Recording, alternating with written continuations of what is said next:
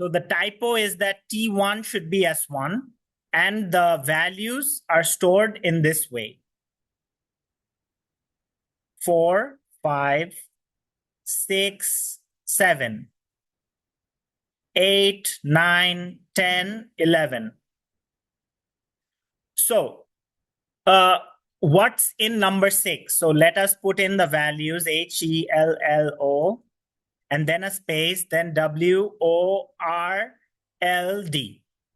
So this is how the value is laid out in the memory. Now,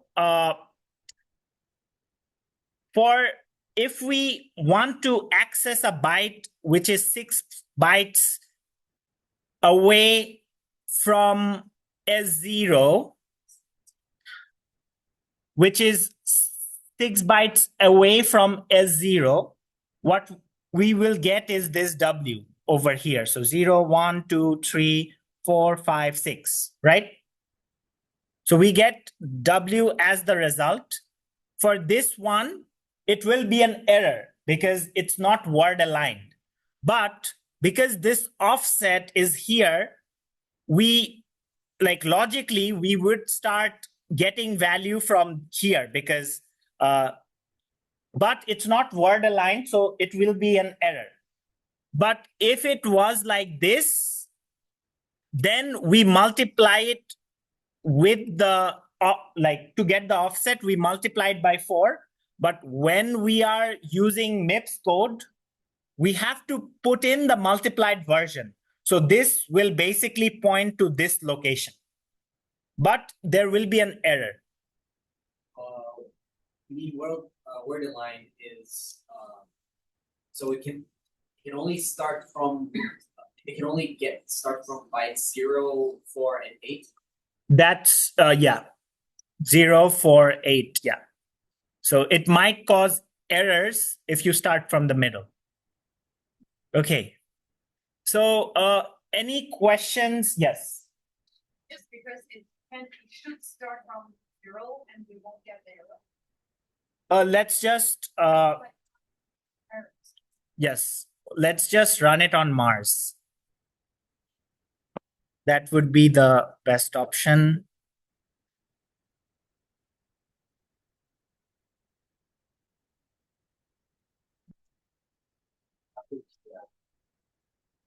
Yeah.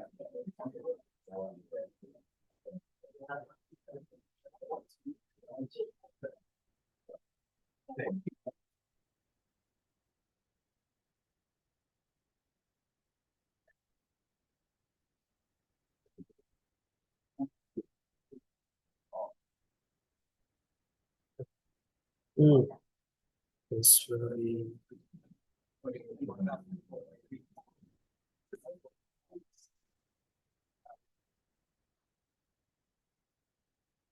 Oh.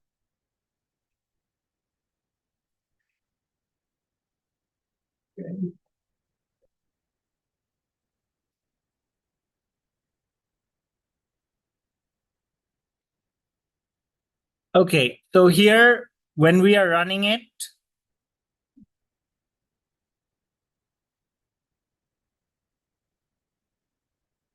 let's just run this here. Okay.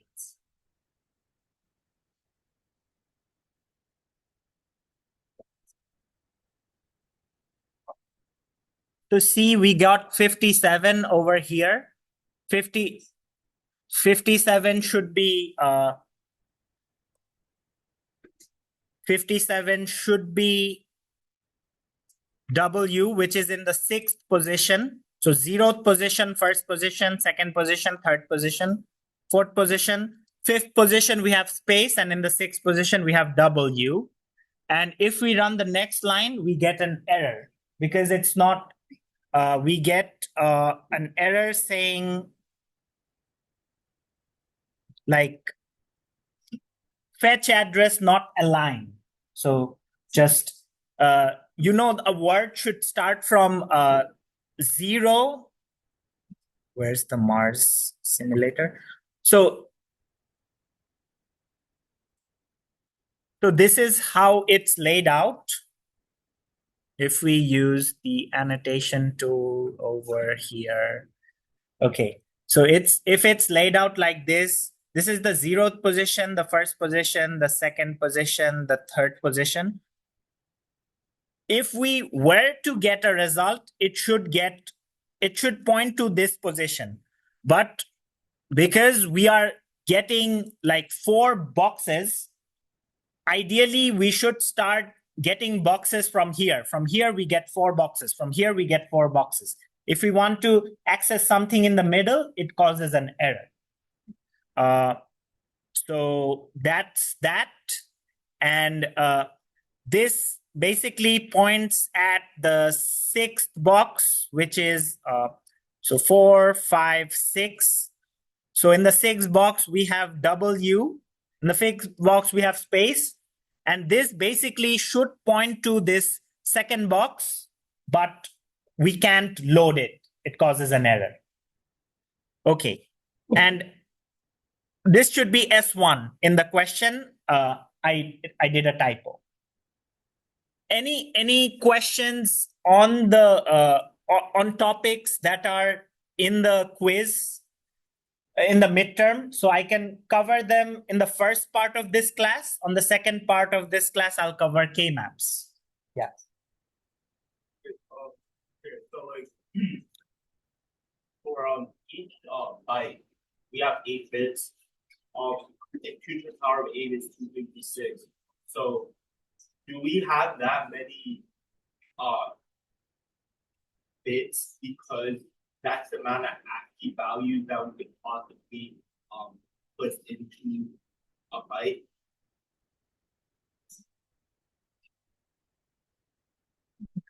We have 8 bytes, 8 bits.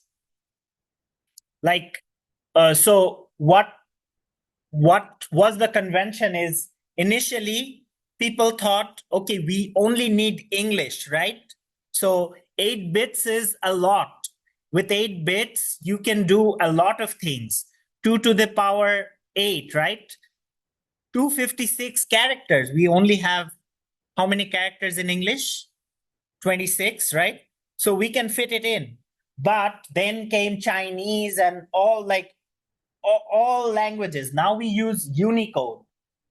But for ASCII, initially we started off with 8 bits, and with programming and a lot of things, English and these symbols, you know, the big letters, capital letters, small letters, right?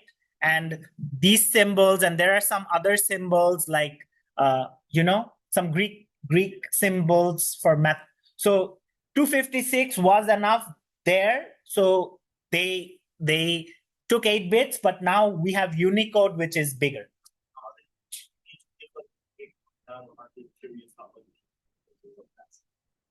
It's like same. You for 0, 0, it refers to null, which what we saw with the null terminator, right? We saw that in 0, 1, 2, 3, 4, 5, 6, 7, 8, 9, 10, 11. So when we put in the values H, E, L, L, O, then a space, then W, O, R, L, D, you have 0, 0 in this spot. So 0, 0, the AC, the computer organization, right? They define what should be what. They define 0, 0 to be null. Similarly, they define 63 to be, let's say, capital A, right? And then they defined different languages to different numbers so that they can represent them in the computer. That's basically it. There's no logic behind why it's this specific number. They just assigned it and we use it. So no, whenever you have to like translate H into like byte code, are we? No. So in C, you have a command like I think it's ORD. If you put in the character inside, you get the ASCII value. So if you like, if you get like a programming question where you have to do something with the ASCII value, just use the function that converts it and just multiply 10. Like you can do a lot of stuff with it, but you never have to memorize ASCII values. Yeah. You just, and I won't ask you like any, like, what's the null operator? No, that's just, yeah. Any question on the other? Oh, let me just go over the other things. So this one, which you saw, it should be, this should be S1, right? That's a typo. I'll fix it and I'll re-upload this. Another thing is, so how many bits does the string take up? So you did saw that it had like a 0, 1, 2, 3, 4, 5, 6. 5 is for the space, 6, 7, 8, 9, 10. And then you have the null terminator, right? Because we have ASCII Z. So we have 11 bytes. 11 bytes. So if it's 11 bytes, the answer will be 11 multiplied by 11 characters. Are there 11 characters? Did I count wrong? Okay. 1, 2, 0. Oh, 0. We started from 0. Remember, when counting, we start from 0. But when we are when we are using computers, we start from 0. But now we can't start from 0 because how many are there? There's 11. And then one more we can't start from 0 this time. So 1, 2, 3. Basically, there's 11 characters and plus 1, which is the null terminator. So we have 12 bytes, okay? And so how many bits do we have? So this many bits, which is the answer. So these things, you see, even I am making mistakes. You can make the same mistakes for the MCQs. So just be clear that when you are calculating the address, you are counting from 0, but here it's 11 plus 1, 12 bytes and 96, okay? Because how many characters do we have? 1, 2, 3, 4, 5, 6, 7, 8, 9, 10, and the 0, 0 at the end. So this is one character, which is the null. So 12. 12 multiplied by 8. Okay. Any questions on this?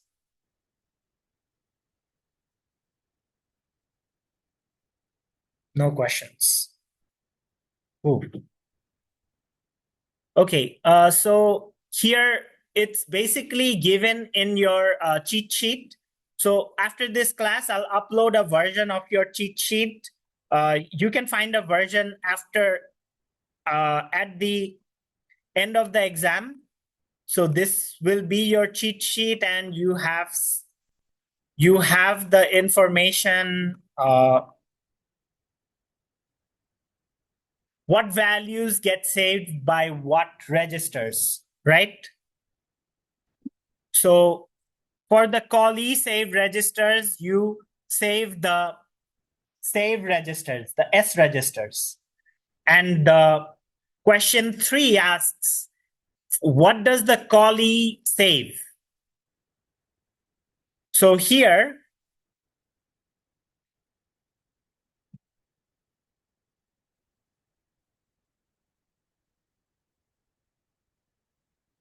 in this question, you have the caller foo, this is the caller, and this is the callee.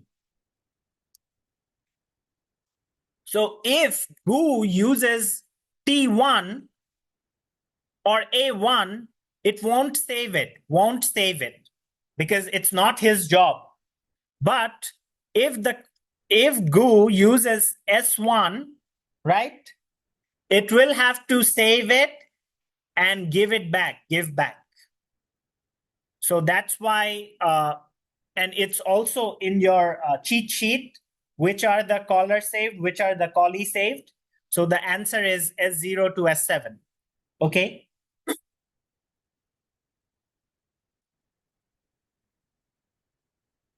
These are general questions. Let's look at these. Okay. So it's important for you to, yes.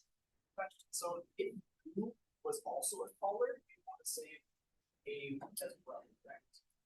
If Gu called someone else and it used the temporary registers, then it would have to save it. But in this question, I mentioned that, Calling things. yeah, it's mentioned that this is the caller and Gu is the callee. So the callee saved, those registers will be in the cheat sheet. Okay, so these are general questions. This one is important, okay? So basically, in your slide, you have the four different B, SLT,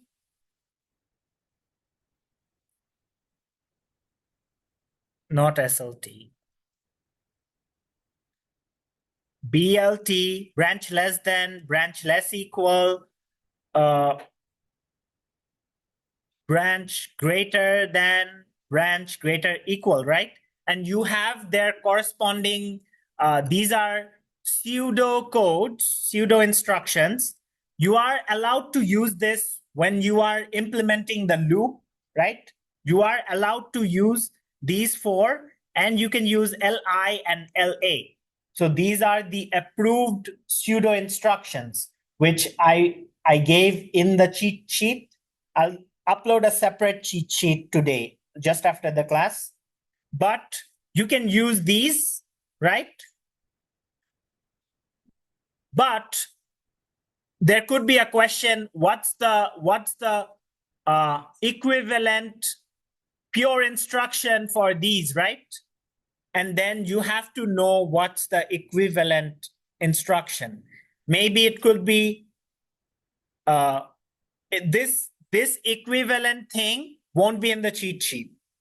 So you have to remember how to use, like, you can either memorize it or just know how it works, right? Because if you can figure out, okay, let's look at B, right? So B, if S2 is smaller than S1, if S2 is smaller than S1, then what will be in AT? AT will be 1, right? But I am looking if A1 is equal to 0 or not. So what am I doing here? So S2 and S2 is smaller than S1. And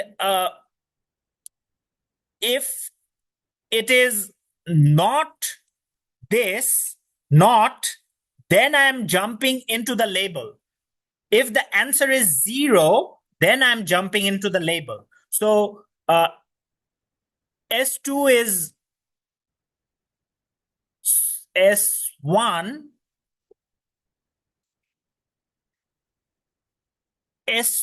so the thing, you have to take a moment to think about it. So S2 is smaller than S1, not. What does it mean? So it means S2 is greater equal S1. If this happens, you jump.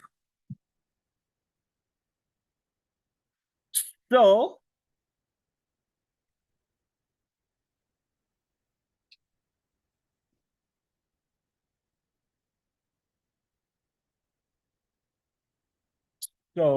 what will be the opposite? So if this happens, that means S1 is smaller equal than S2. This is equal to this one. That's why this is the command for branch less equal. So you have to think a bit here or memorize it, but you can think and find out the solution, basically. It's a little critical. So for all of these four, you can think what's the, like, what does it represent? Because S2 smaller than S1, you'll get A1, but you are looking for you will for question B, you will jump if it's equal to 0. So this is not S2 smaller than S1. So that means it's S2 greater equal S1, and that is equivalent to S1 smaller than S2, and that is equivalent to BLE S1 S2 and label. It's a little bit hard to think about, but if you just think about all four of them, you can get the logic, okay? And that is important for the exam. Like there will be one question on this. Yes. Like, did you get partial marks on MCQ that you showed, like, work? No. It's hard, but it's what it is, because it's 1 mark, right? So, yeah. For MCQs, you won't get partial grades. But just practice the logic behind these four, okay? And just check which one is what, so that in the exam you can answer it. Okay, so the next question, this one.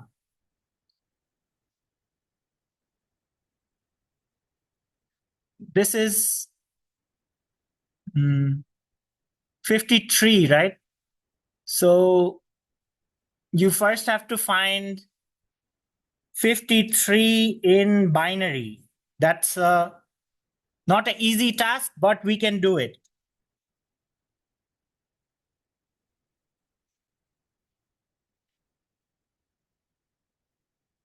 So if I get 32, if I add 32 with 16, 44, how do I get 50? If I add 32 and 16, I get 8, 48. If I add 4, yes. If I add 4 more, and then 1, yes. Okay, that was hard, but we reached this part. You will have your calculator. I just forgot. Yeah. You can easily convert it using your calculator. Okay, so what's the next thing? What's the final value if you right shift by 2 bits? So the first right shift, so this is the first one, first right shift, and it's a logical shift. So we'll only do logical shift for questions, okay? Okay, so 1, 1, 0. Like this shifted 1 bit, 0, 1, 0, and this goes out. The second one, shift, shift, shift, shift, shift, and a 0. And this 0 goes out. Okay, what do we have? We have 1, You have your calculator, you can just convert it, but I'm just doing it. I'm too lazy to bring it out. So we have 8 plus 4 plus 1. It's 13. That's the answer. Okay? Question. Yes. The method doesn't match this, so we can just like divide 53 by 2 power. Yes. So this is the hard way, but you know what's the easy way? It's so I still don't have a calculator, but I have it in my bag. So 13.25, and whatever you get, you drop the point. You drop the decimal points, that's the answer. Okay? So you drop the whatever you get, you drop the whatever is on the right. So 2 ways of doing it. I don't think anyone is going to do this in the exam. Just use the calculator. If it's left shift, you multiply by 2 to the power 4. And if it's a right shift, you divide by 2 to the power n. So whatever you see here goes here. So if this was 3, you would divide by 2 to the power 3, okay? And whatever you get, you drop the decimal points.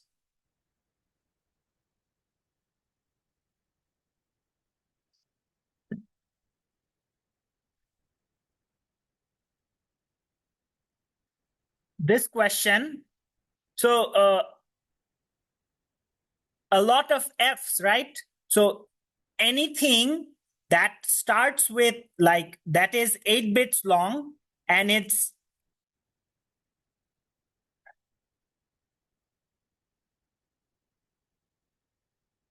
so question to you guys. Is this a negative number? No, because if you do this, this is a positive number because the first bit is positive. So whenever you see this, you just look at the first bit, okay? Is this a positive number or a negative number? It's a negative number because the first bit has a 1, right? Similar, this one, it's also a negative number because the first bit is 1. Okay? So now we know that you have either a negative number or a big number in T1, depending on if you look at it as a signed number or an unsigned number. So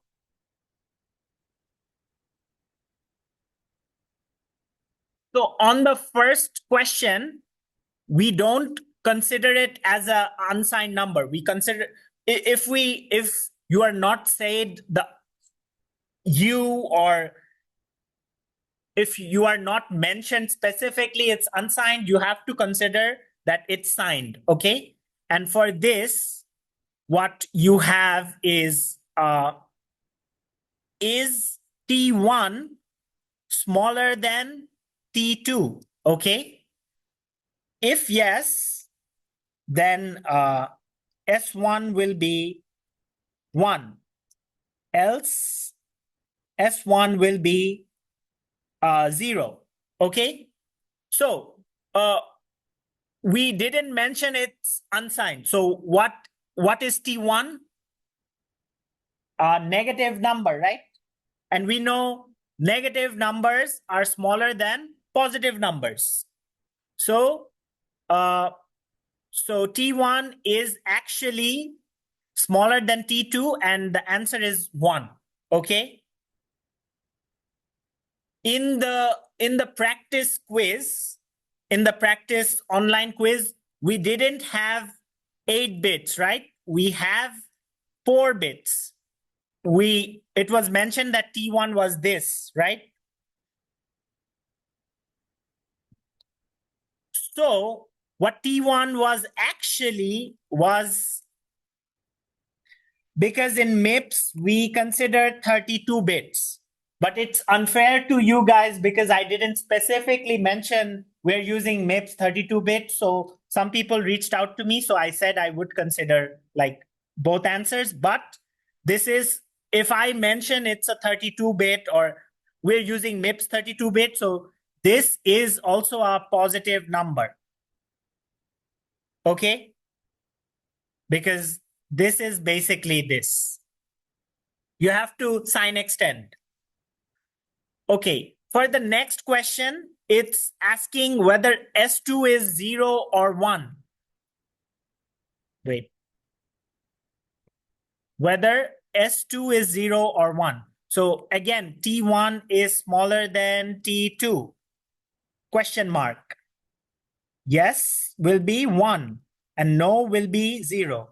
So because it's unsigned, so we won't consider positive negative. We'll consider this as a positive number, and it will be a really big number, which will be exactly this number, positive this number. So it's definitely going, T1 is going to be bigger than T2, so it will be a no.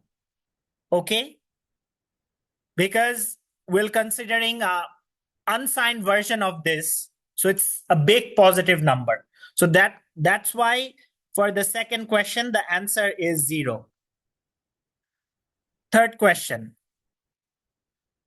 So you have to check. This is a tricky question, but basically you have to, you have 0 and F at the end, right? 0 is 0, 0, 0, 0. F is 1, 1, 1, 1.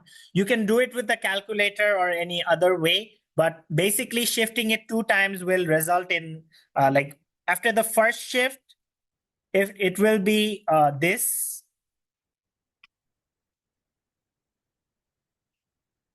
After the second shift, it will be this. So you have your thing, right? Your cheat sheet. Just find out what's these two. This is, I can say it's 3, but for C, you just use your cheat sheet and say it's C, and you have your answer. There could be easier ways of doing it, but this is a good way.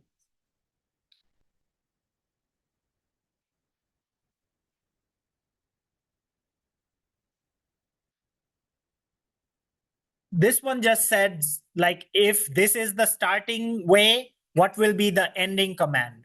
So it's basically going to be load S0.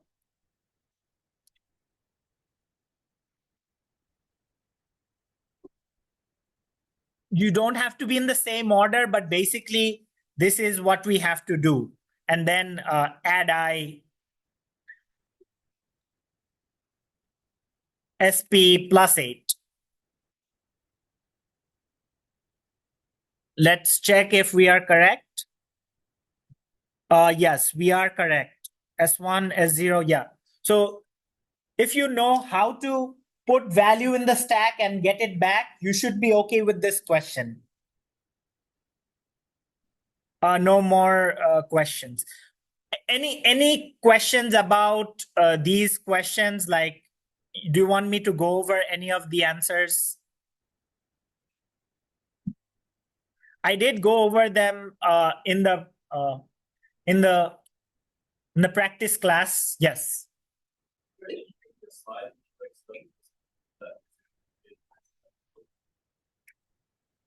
Anything in the slide that will be included in the exam that is not in the practice quiz? No, everything will be in the practice quiz. So like just practice the practice quiz. Yeah. I'm trying to make the midterm really easy for you guys. But even after making it easy, you can see that it's not that easy, like really easy to get it wrong. Just if you start counting from 0, you get it wrong just there, right? Or if you start counting from 1, you are also wrong. So just keep in mind, I gave you the solutions to practice. And yeah. Any questions on this? If you don't have any questions, I can start the new lecture. But one thing I would like to mention is that, you see, I didn't come here to explain this this question. It was a last minute thing. I thought I would go over it, you know, but it's really easy to make mistakes. So because I prepared for today's lecture and not practice this, I can easily make mistakes. So the best way of not making mistakes is just practicing. You have to practice before the exam, or else you will get it wrong. I have made it really simple that everything from the practice midterm will be in the midterm and nothing outside. But you have to practice really well to get it right. I'll just go over kmap quickly. Oh, another announcement I have to make is I will be going to Vancouver for a conference presentation. So what PhD students and researchers do is they publish in venues, big venues, and they present their work. So on the 30th, no, on October 30, on Wednesday, October 30, we won't have a class. I will post a pre-recorded class, okay? So I will post an announcement that on the October 30, we won't have a class. I'll post pre-recorded class, but I'm going to Vancouver from 26 to 30. But on Friday, we'll have a class. And let me just quickly go over the today's lecture. I'll try to cover some things really quick. I'll let you go soon. So.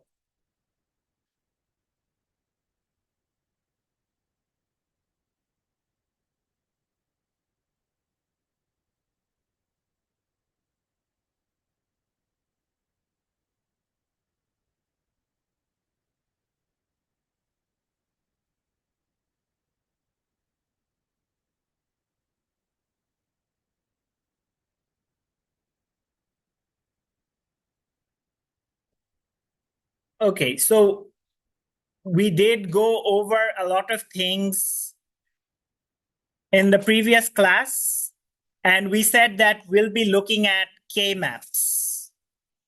What is a kmap? It's used to make a Boolean equation shorter. And how you do that is you make a grid, okay? And then using the grid, you can make the equation shorter. So if we have this, let's say we have this here, and I'm using the draw feature from, okay, here. So if we have this A, B, C, we can make a K-map. So let's make a K-map. So for the K-map, the rule is you can divide it by different variables. So here, how they divide it is A here and BC here, right? And this is 0, 0, 0, 1, 1, 1, 1, 0. Why the opposite? It's because every box in the K-map should have 1 byte difference. So this has 1 byte difference, this has 1 byte difference, and that's why we don't do 0, 0, 0, 1, 1, 0. This has two bytes difference. We're changing this and this, so we can't have that. That's why in K-maps, we have 1, 1 and 1, 0. Okay, so, and for A, we have 0, 1. So if we want to put something in 1, 0, 1, we'll look at what's the A. A is 1 and BC is 0, 1, right? So A is 1 and BC is 0, 1 here. So we'll put it M5. See, M5 is here.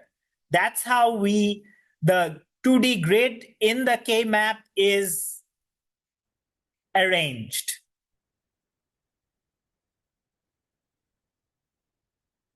Now, I found this videos really good, right? And that's why in these videos, they use this format, which I will use when explaining you guys as well. So you have 0, 0, 0, 1, 1, 0, 1, 1. No. Always remember 1, 1, 1, 1, 0 because it has 1 byte difference between them. 0, 0, 0, 1, 1, 1, 1, 0. So this is the layout that we'll be using. What would happen if we use, what would happen if we have only 2 inputs? We use this 2 by 2 grid where you can have it any way you want. If you want it this way, then like A here, B here, then this would be 0. So the value of A will be 0, and here the value of B will be 0, B will be 1. Let's say we have a truth table 1, 0, 1, 1, and we want to put the output in the K map. So if we have something random, right? How would we put the values into the K map? So 0, 0, right? 0, A is 0, B is 0. We put 1 here, this one. And 0, 1 is 0. 0, 1 is 0. So this corresponds to this box. 1, 0, 1, 0 is A is 1, B is 0, 1, 0 corresponds to this box. And 1, 1 corresponds to this box. Similarly, we can have like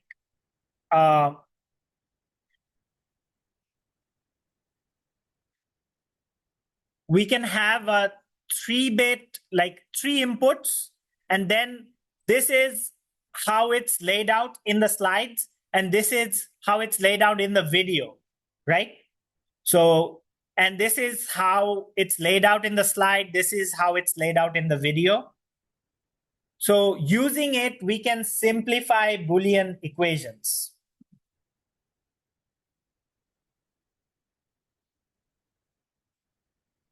You can see this is how it's laid out for 4 inputs. No worries, we'll do a recap of this. I'm just trying to get you to understand what is a K-map. And like, let's start with a problem, solving a problem. Okay, let's say you don't like this method, right? Let's say you don't like this method. You want to do it in a different way. You want to do it this way. So, which we did in the video. So here, A is 0, A is 1, BC. So 0, 0, 0, 1, 1, 1, 1, 0. And you have 0, 0, 0. Let's just put in the values which have 1. So this, and this, right? So let's put in the values. So A is 1, 0, 1. So 1, 0, 1. This one. This is 1. Okay, I just put in this value. How would we put 1, 1, 0? So 1, 1, 1, 1 BC is 1, 0 here, and A is 1 here. So I have to put this one here. Okay. And 1, 1, 1. So 1, 1, 1 goes here. So we have this, right? How do we reduce? How do we find the smallest Boolean equation for this? So the way we do it is we have to take groups of something to the power 2. So 2 to the power 0 is 1. We can either take 2, or 2 to the power 2. We can either take 4. We can take 8. 8 ones together. So let's take 2 ones. We can't take 3 ones, right? So that's why if we look at it here, C is 1. So this is our C. Where is B1? Like these two. So B is 1 here. So this is B. And this is our A. Okay? In the grid. And yeah. So we can take anything that is 2 to the power something. So we can take 3, we can take 2. So let me just quickly change the color. So we are taking these two. What does this mean? This is C, but with A, right? So A and C. So this is AC. Because A cover, if we have taken A, it should have been like all fours. If we had all fours, we can just have taken A, but we need C to pinpoint that location. Let's do the other one. So this one, right? So this is, I know this is B, and like this is, these two are B, right? And this is A. So AB. That's how you take groups and form Boolean expressions. It will be clear if we do more examples. So let's look at this one. Let's look at a few more examples. So this one, right? If you are using this way, this is basically BC, this is A, right? This is 0, 0, 0, 1, 1, 1, 1, 0. This is basically 0, 1, okay? So this is, what is this? This is C. Oh, we have it already pointed out. See, this is C and this is B. Because 1, 1, the location of C is on the second bit. And for 0, 1 and 1, 1, C is 1. So basically, this is C and this is B. And we can't take 6. We can take 8, right? That's why this and this, if we take them, this is, we can just take C because C covers these 4 and B covers this 4. So this is B plus C. What if we had this? What if we had, can anyone say what this would be? Like this is, if this is C and this is B, what is this? These 4, like let me use a different color. 1, 1, 1, 1. If we take this 4, what will it be? Anyone know? Yes. Yes, B prime, because this is B, so anything outside is not B. It gets a little bit tricky, but with enough practice, we'll get it right. And yeah, I think this was a, okay, let's do some more examples. Or do you think we should end the class here? Let's do some 2 more examples. Let's find out what these are. So what's this? This is B, right? B, but A. So this is AB. But this is C. So C plus AB. It's laid out in this way. This is A, this is BC. For this is A, this is BC. One thing you can do is you can take around the edges. So that's one thing you can do. Also, what you can do is if there's 4 ones here, you can take 4, like around the edges. So you can do this. If you can also do this, okay? So you have to find groups of 2 to the power n. So for this one,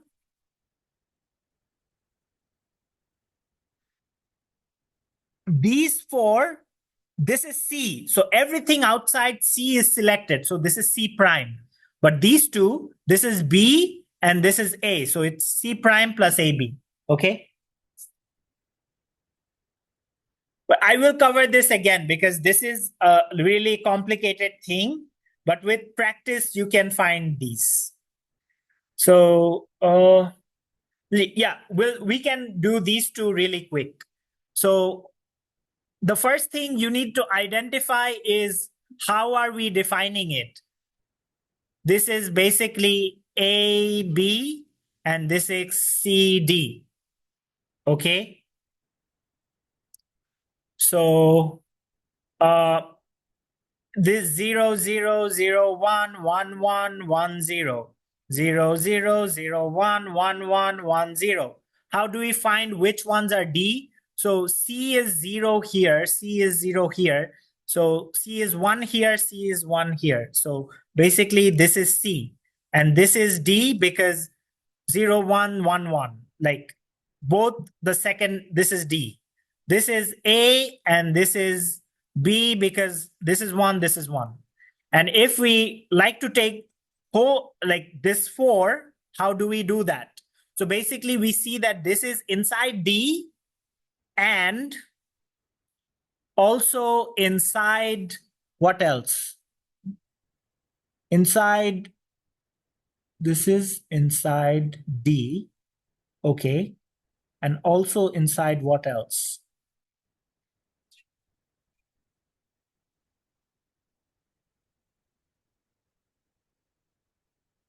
Oh no. So this is, wait, it became too complicated to see with all the, so this is D, wait, I'm just going to solve this one and then this is D, right? And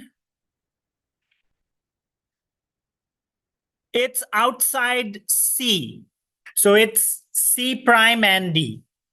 So this is C and this is D, right? But so this is basically C prime. So it's C prime and intersection between C prime and D prime. So this is C prime D. Yes, question. This format or which format? No, you will be drawing it. Yes. You can do either format, like you can do A, B, C, D, this format, or this is A, B, C, D. Yeah. You can draw your own. So basically, this is C prime D. What's this? This is basically B and D. So B covers this two, D covers this two. Okay, I think, and yeah, so we did this one. So it's difficult, but with practice, you can do it.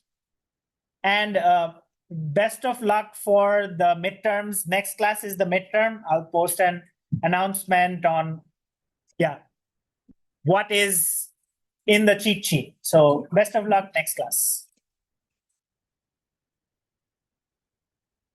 Yes. What? Wait.